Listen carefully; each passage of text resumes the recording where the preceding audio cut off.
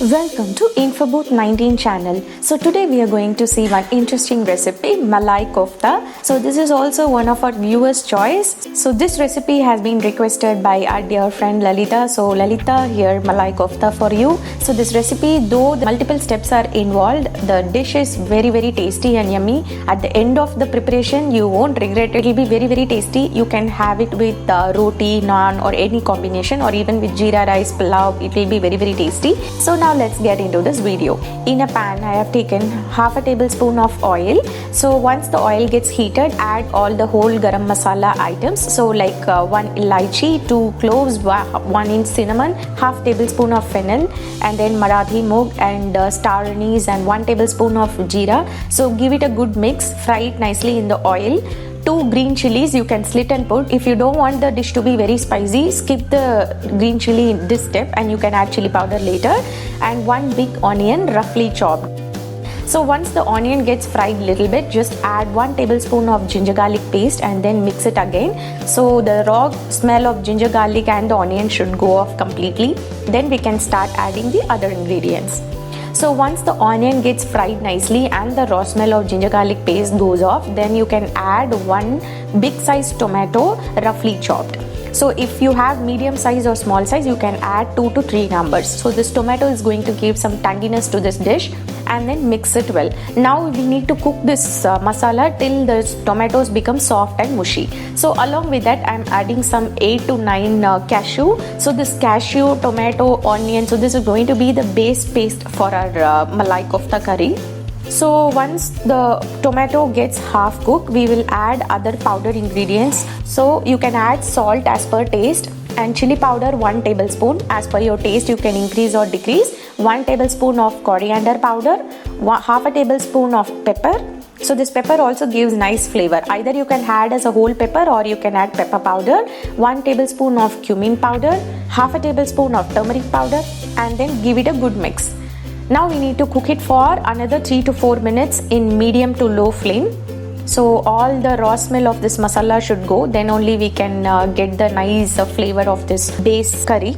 Now if you see, after some 3 to 4 minutes, the oil started separating out and all the raw smell goes off. Now we need to turn off the stove, cool it to room temperature, and then you grind it to a fine paste and keep it aside. So parallelly we will see how to make the kofta balls. So to make the kofta balls, I have taken here 2 medium sized potato. Just boil it in pressure cooker, just leave it for 3 whistles and it will get perfectly cooked. Just smash it with spoon. Now we are going to add half a cup of grated paneer. So you can add this homemade paneer. You can follow the link. You can just add, so this potato and the paneer, either it can be 50-50 percentage or the potato should be more and the paneer should be less. So as per your taste, you can just add it. And 2 tablespoons of chopped coriander, 3 to 4 green chili finely chopped, curry leaves finely chopped. You can add salt as per taste and little bit of chili powder. If you don't need more spicy, you can chuck out this chili powder step. You can add 2 tablespoons of corn flour and 3 tablespoons of maida. Now this corn flour is going to give more crispiness and maida is going to be as a binding agent. So mix it nicely. You need to make it as a soft dough consistency. So leave it for 5 to 10 minutes. After some 10 minutes, you start making small balls. Don't make it too big, otherwise it will take a lot of time to cook and it will be difficult to eat as well. So make it tiny balls. In actual authentic recipe, whenever you're making the ball, this kofta ball, you can just add some raisin inside that ball and you can make it.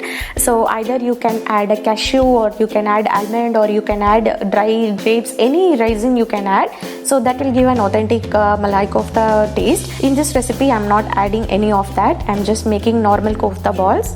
So if you want, you can just add it. Now the balls are ready. Just leave it in freezer for 5 to 10 minutes. So why we are leaving it in the freezer means when we are frying, it will not get separated and it will become more stiff. So once you make the ball, you can keep it in freezer or fridge for 5 to 10 minutes. That would be more than enough.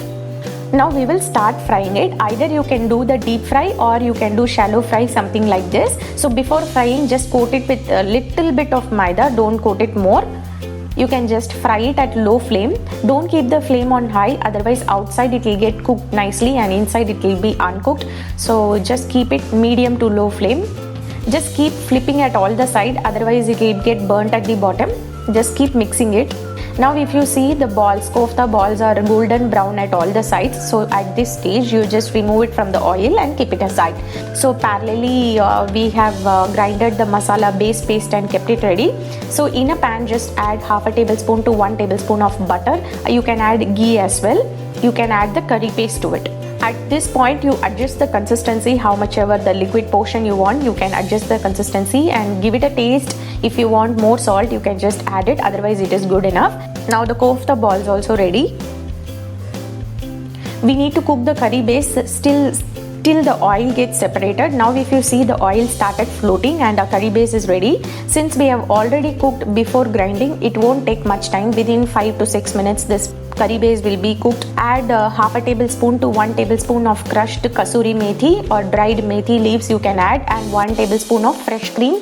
So the homemade fresh cream, how to make, I have put in the video, the link is given. So this fresh cream and the kasuri methi is going to give more flavor to the dish, and it is going to be more creamy, more tastier dish. So now our curry is ready. The oil started floating and the curry is ready. So just add the kofta balls before serving. At the last you need to add the kofta balls, otherwise it will absorb a lot of this curry and it will become more soggy.